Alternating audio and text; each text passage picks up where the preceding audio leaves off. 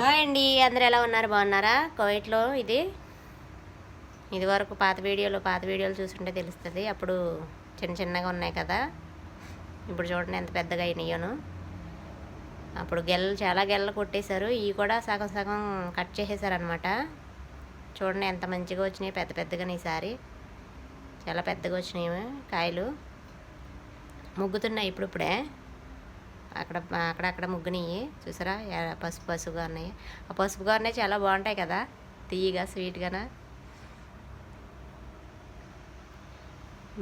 మీలో ఎంతమందికి ఇష్టమో చెప్పండి ఇలాగ ఉన్నప్పుడు తినడం.